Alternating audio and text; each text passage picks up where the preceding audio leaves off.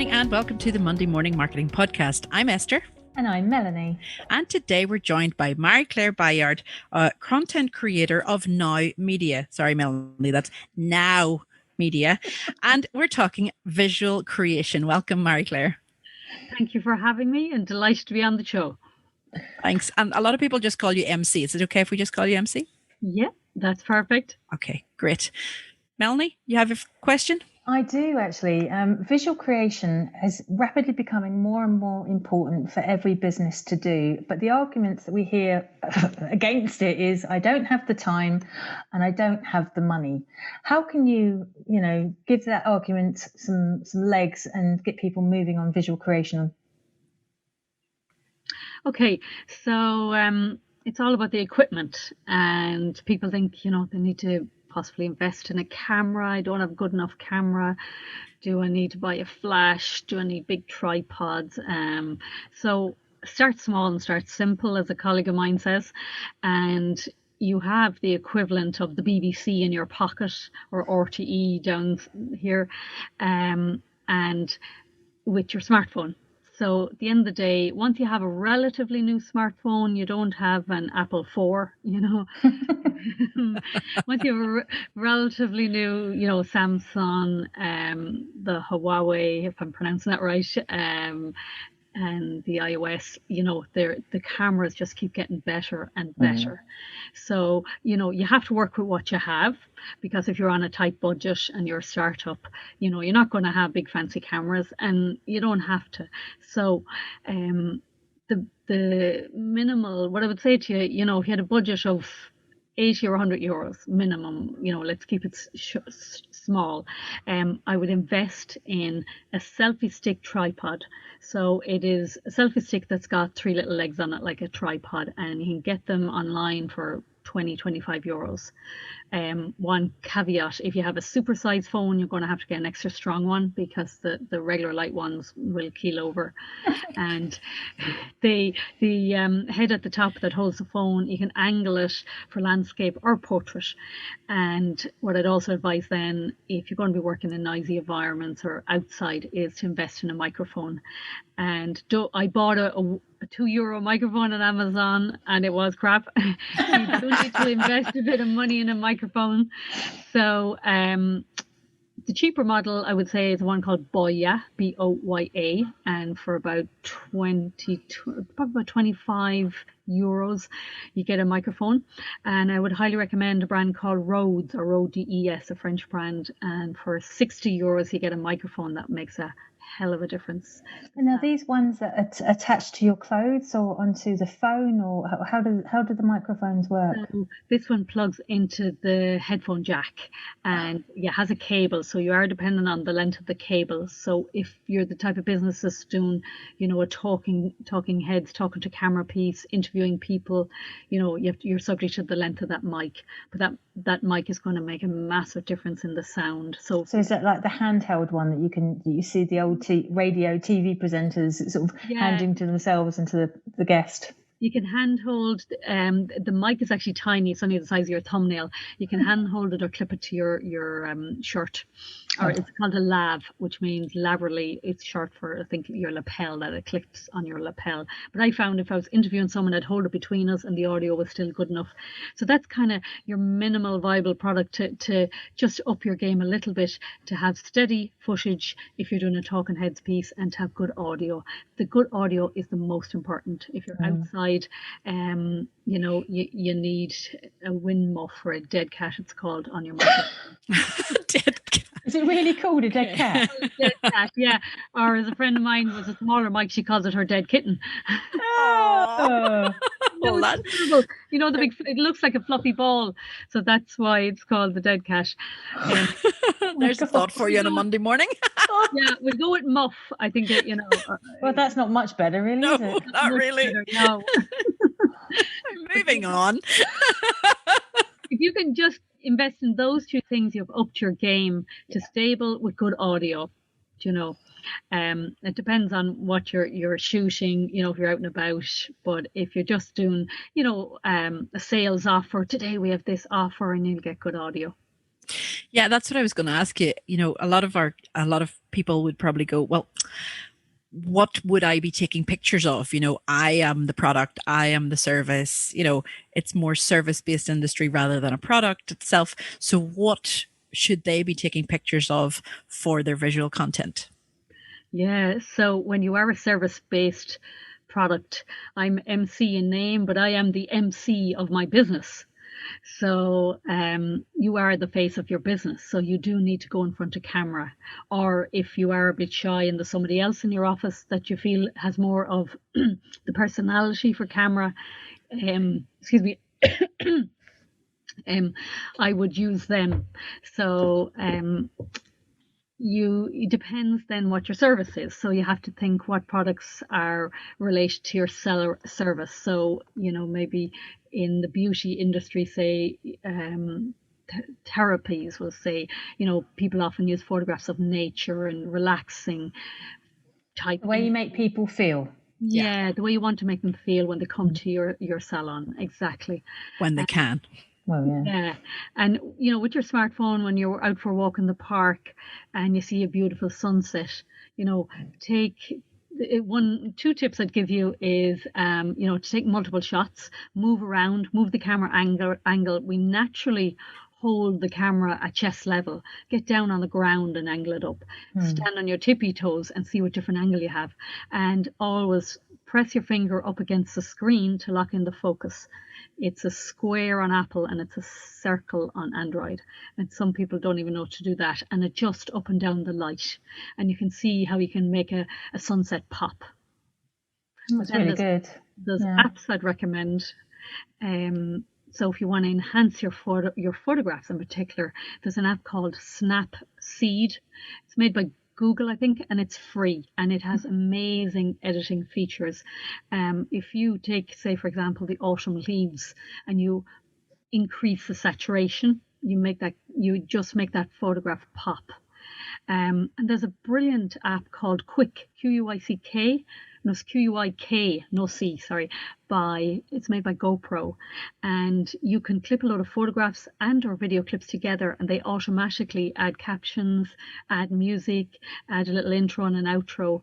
And you know, you say you don't have time. This turns your photographs into a video in minutes.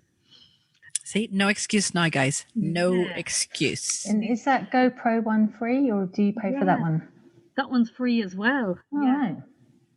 And these are available on iOS and Android. Yeah. So no excuse for anybody on any device. You can all download those and get involved in taking your own pictures.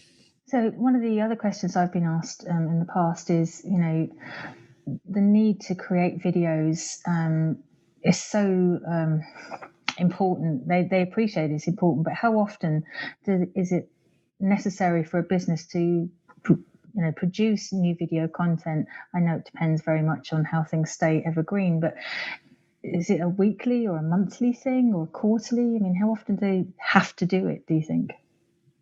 I would recommend weekly. Wow. Which people go, oh no, oh my God, the thoughts of doing it weekly is going to kill you, right? But I have a secret tip. It's not a secret. Well, it won't be secret anymore. You heard it here now. This is what all the pros do. They batch. So you one day a month, you do your hair fabulous. You put on all your makeup and you get 5 different tops to wear. So it looks like it's a different day. And you spend the whole day, or you might get done a half day. If you're just doing video content for social media, we're talking 1 to 2 minute clips. So you change your scene, you change your top, you change your background, but you're all made up. You got the face done if you're the ladies, the men if you're clean shaven, hair brushed, and you're that time of year for a bath. Yeah. And then you can create, a month, if not 2 months worth of content.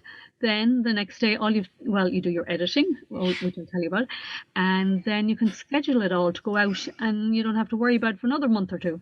It depends on how long your videos are. But if you're just doing for social media, you could get 10 videos done. You could get 20 done in a whole day.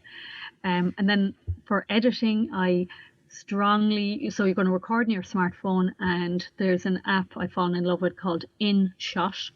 There is a free version, which gives a certain amount of features, but it's worth paying. I think it's €14 a year. Oh, wow. A pint, if you were in the pub, is probably about €6. So a little more than 2 pints, and you that's nothing, is it, for a whole year? The whole year, and you have a brilliant editing app, at your fingertips that allows you to do transitions, add text, add emojis, you can stick your logo in, add the music, and what about the music actually? Is there like only 5 pieces of music you can add, or can you add your own music or your own jingles, paid for jingles, that sort of stuff? Yeah, this app has a rather vast selection of music. Musicians who want to get their music heard, give it for free to apps like this, and all Right. the apps is that you credit it in the little video. So there's a great selection.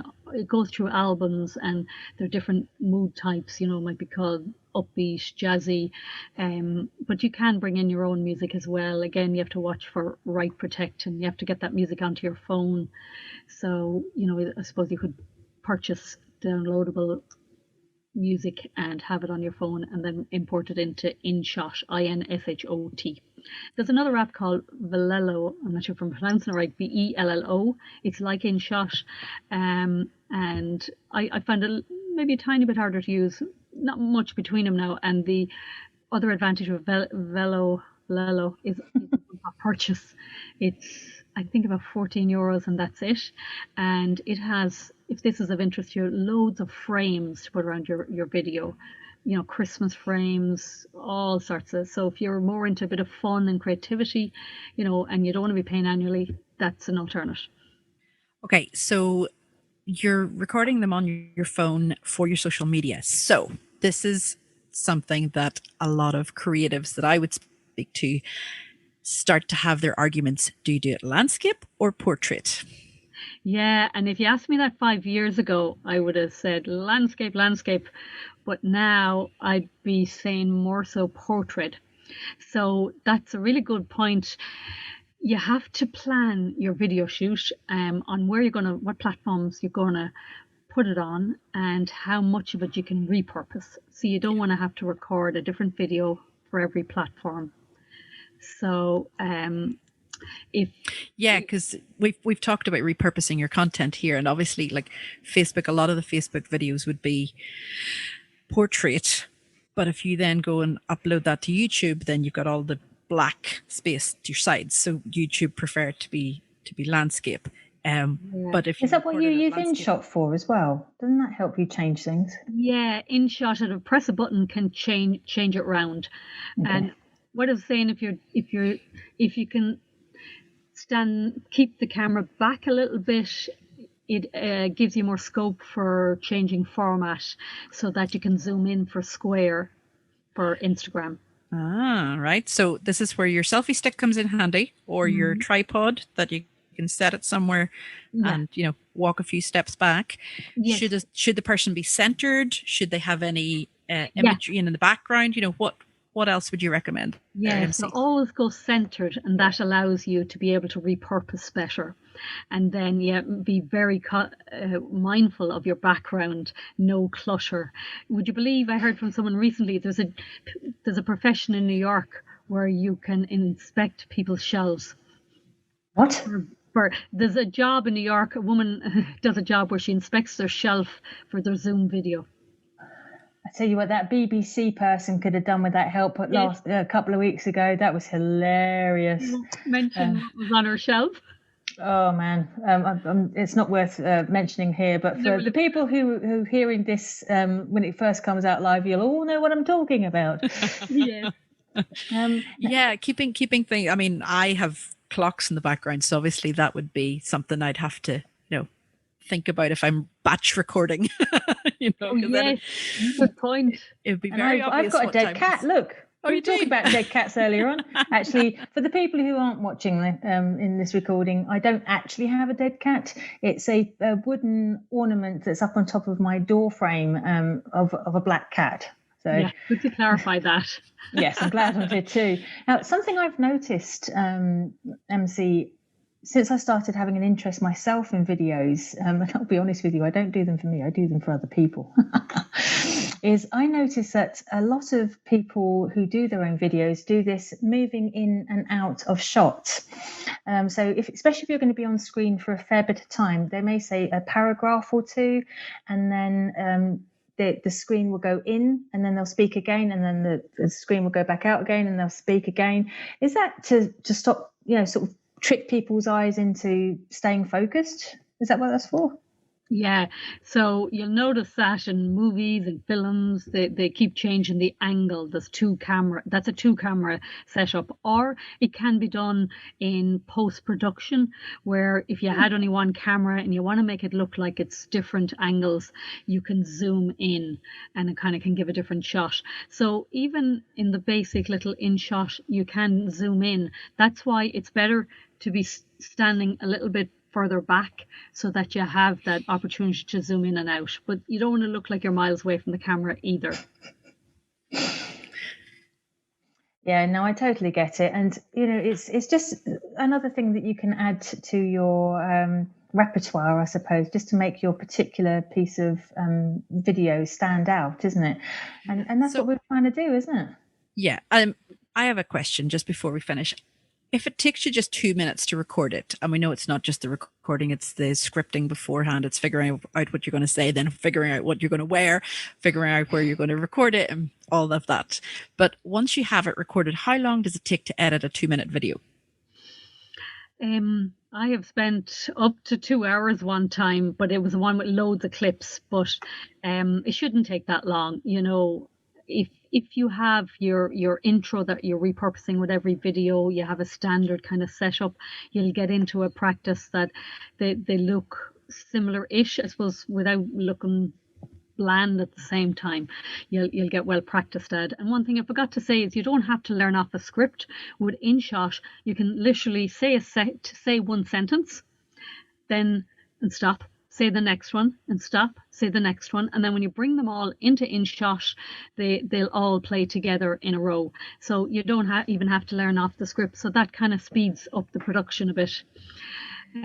We found out somebody we know uses a tool. I never expected them to say that.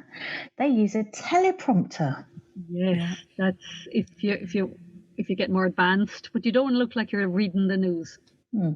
That's the one thing, be authentic, be yourself, have a laugh, have a giggle, let your personality shine through, because people buy from people, and on video is the next best thing to being in person. And another big tip is when recording on your phone, get a post-it note, punch a hole in it and stick it over the camera hole on your phone and make eye contact with the camera. Yes, always know where your camera is at all times so that you're not looking all around the screen and and trying to, I think sometimes people, I'm one of them, I don't do lives or videos. Sure, I don't, Melanie. Well, we're getting better. We're slowly talking to people who are forcing us to do imagery. I think Melanie lines these guests up on purpose. It's like, go live. Here's how you go live. It's like, subtle, Melanie, subtle. But how important do you think doing pre-recorded videos is these days, Marie-Clare? Is it essential? Do we have to do it? If you look at the statistics, video is blowing up year on year on year, and like up to 90% are watching now on mobile. They're watching, when they're in transit on the train to and from work. If you're not on video, you're left behind. And one angle I didn't even mention is there is a massive value for live video. Go live where you can, and there's no editing. I know you have to get comfortable with it, but you can practice go live and put it in private mode, so it's only you can see it as a practice. But yeah, go live. People, the growth of live and the interaction, because you can talk to your audience, they can engage with you. There's so many different options, between Facebook Live and Instagram Live, every platform, Twitter, Fleets, no, Fleets is Twitter. Twitter, is it? Yeah. Tweets us the stories, yeah. Yeah, and obviously story format has to be portrait, and you can repurpose that down into square if you are bang on center. So being center is very important for repurposing. Okay, I get it. We have to do videos. We have to go live. I might need to hear it another like 40 times, just letting you know, before I actually do it. But I'm Don't getting underestimate there. the growth of live as well. Yeah, you have to do it. Now, where can we learn more about you, Marie-Clare, and what you do, so that, you know, because there's a lot of people here who are going to have more questions and other people that might want you to do it for them. So I do one-to-one coaching over Zoom. Well, we can't do in person at the moment, obviously. So if anyone wants to drop me an email or reach out to me on social media, I am on all social medias, and my handle is @NowMedia Live, as in LIVE, because I do a lot of live events. So @NowMedia Live. Brilliant. On any social medias. Thank you so much, MC, for being with us today. It was another great insight into the purpose of going live and the necessity to go live and make videos. We're back next week with another episode of the Monday Morning Marketing Podcast. We hope you'll join us then. Bye-bye. Bye.